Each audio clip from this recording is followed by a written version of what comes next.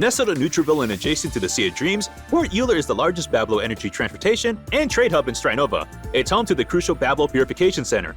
Port Euler stands as Strinova's most distinctive demolition map. Unlike the grid maps we've seen before, its mid lane remains isolated from A and B, resulting in limited interaction between the A, B, and mid zones. Instead, the port places greater emphasis on teamwork and individual skills, with less focus on map control and strategy. Now let's dive right into Port Euler and get a brief overview of the map. Port Euler consists of 4 areas: the Purification Center in Area A, the Inventory in Area B, the underwater power plant situated between A and B, and the outer ports and repair workshop used by attackers for rotations. Now let's zoom in on Area A's layout. To enter the Purification Hub from the outskirts, attackers must navigate through the repair workshops. There are 2 routes to reach A. One is through A long, which leads to Area A's high ground. Exiting A long, attackers will face fire from multiple directions, including the right high ground, behind the boxes on the right, overhead via the stringified wall outside the platform, behind the platform boxes at A short, through the cargo container windows, and behind the middle pillar. Additionally, entering A long triggers an automatic door, making it easier for attackers to get in, but harder to get out. Charging in solely through A long exposes the attackers to lethal firepower from defenders at various angles, making them sitting ducks for a barrage of gunfire. Therefore, to push forward, the attackers must also allocate forces to A short, but A short is no pushover. To enter A short, you first need to pass through a narrow pipe. Upon exiting, you'll face fire from the close-range front position, the right high ground, the front position behind the electrical room, and from behind the boxes overhead. Due to the enclosed and narrow terrain, A short is even more vulnerable to being flooded with items than A long. Both A long and A short are challenging to push solo, but luckily rotating through the mid lane of the port requires either reaching the connecting window at the back of the bomb site or waiting by the window containers. The defenders have only 2 options: retreat to reinforce the rear, or wait for a slow transfer via the containers. Thus, if the attackers can coordinate their efforts on both A long and A short, they typically won't face too many defenders at the front point. To continue advancing, the key to controlling the bomb site lies in securing the small second floor platform. With the platform under control, the attackers gain excellent firing angles. Defenders have multiple firing options but often face pressure from multiple angles.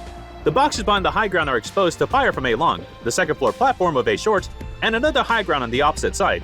So rather than getting stuck on the high ground, it's better for defenders to jump into the bomb site and engage in close-range combat with the attackers. The dark room serves as a temporary hideout for defenders. While it's challenging for attackers to take cover, controlling it offers little strategic advantage.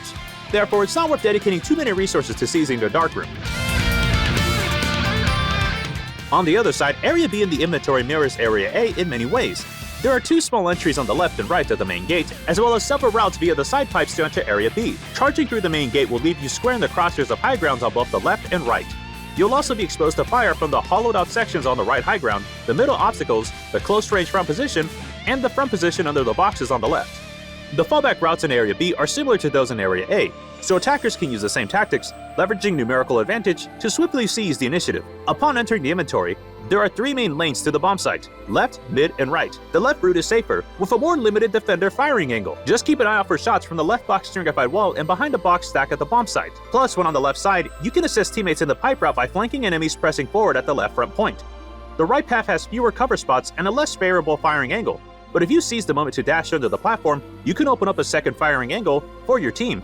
Besides, from the right platform, you can jump down from the window to the mid lane, flank around to the defender's connecting door, and sandwich enemies with your teammates from both sides. The mid lane boasts the most firing angles, supporting both left and right lanes. The hollowed out sections in the middle and the iron boxes on the periphery are also crucial spots, but watch out for the defenders falling back from the box transport window. Lastly, let's focus on the peripheral area. The outer port takes up nearly half of the map, yet engagements with attackers here are uncommon due to the narrow main entrances to A and B, and the defender's blue door being situated far back at the start of the round. With no convenient rotation routes through the port's mid lane, attackers primarily use the peripheral area for rotations and decoys. Moreover, since the shortest fallback route for defenders is through the 2 connecting passages at the back of the mid lane, where attackers can set up with long-range weapons, it places significant pressure on the defenders during their fallbacks. But the mid lane also presents plenty of room for defenders to maneuver. By sticking close to the stringified wall beneath the spawn, defenders can easily gather information on all attackers. Clearing this wall is a challenging task for attackers. Additionally, as soon as attackers initiate engagement, this spot becomes a prime position for defenders to execute a quick flank.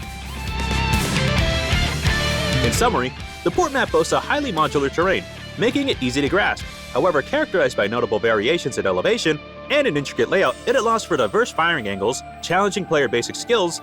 Due to the map's small size and limited number of rooms, the intertwined firing angles, it demands tight teamwork and coordination among players. Unlike other maps, attackers can gradually chip away at the defender's map control or split their forces for encircling tactics. In this port, attackers must act decisively, leveraging discrepancies, and find a way to quickly pass through the front points and enter the area to secure space for subsequent engagements and maneuvers. Thanks for watching this Strinova map introduction. See you in the next video!